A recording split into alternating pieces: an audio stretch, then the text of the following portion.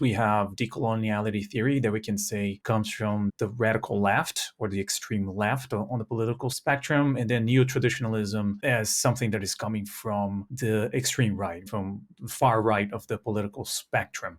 So what do you think of this idea of the horseshoe theory, and do you think it makes some sense given some of your findings from your paper? So one example of that is at the beginning of the Cultural Revolution in China in 1966, there was a member of the Communist Party who warned the Red Guards that what they were engaging in, though they thought it was leftism, was actually going to make them rightists. And he was somebody who said a circle consists of a left semicircle and a right semicircle, and going too far to the left, you end up on the right, which I think is the Exactly.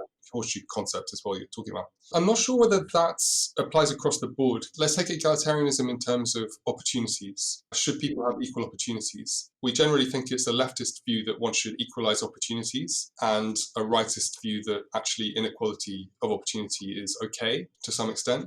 If you equalize opportunities and you advocate for more and more equalization of opportunities, it doesn't seem to me that you suddenly become right wing. That continues to be a leftist position, and you can insist on it more and more.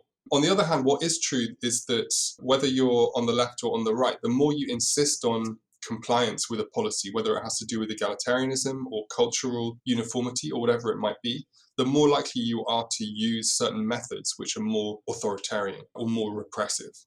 So what I would say is that rather than that showing that if you go far left, you end up on the right, what it shows is that those categories of left and right that we use, they're a bundle of different values.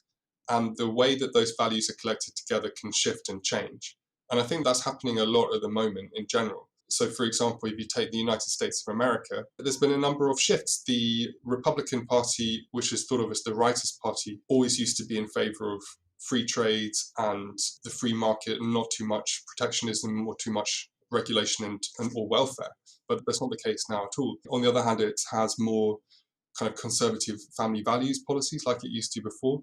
The left used to be much more absolutist about rights, such as a right to free speech, than it is now, and that's more associated with the right. So these different values, which are collected in baskets, which we call the left wing and the right wing, they can actually get jumbled up in ways that, even over the course of a decade or two, in ways which can surprise us. So I think maybe that's what's coming out more, that these categories like left and right, there's no inherent affinity between the different values which are collected in the basket of the left or the right at any given time. And that's what we're seeing with these theorists as well. But I mean, what I would say is that, so the idea that we should be, as you were talking about, we should be policed in terms of what values we espouse, or what beliefs we have, what fundamental concepts we use based on what our identity is, what ethnos or ethne we're told that we belong to.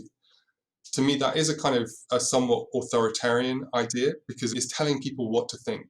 So it has that kind of character of repressive or authoritarian behavior, or a potential for that kind of behavior, which is more associated, I think, with the right wing, in the sense that it's about policing a kind of cultural community. So I'm not very committed to the labels of left and right, but what is interesting is that if one is going to say that kind of cultural authoritarian view in the neo-traditionalists like Dugin, if that's a right-wing view, as people do say, then it's difficult not to say the same thing about the decoloniality theorists who are espousing such a similar type of theory.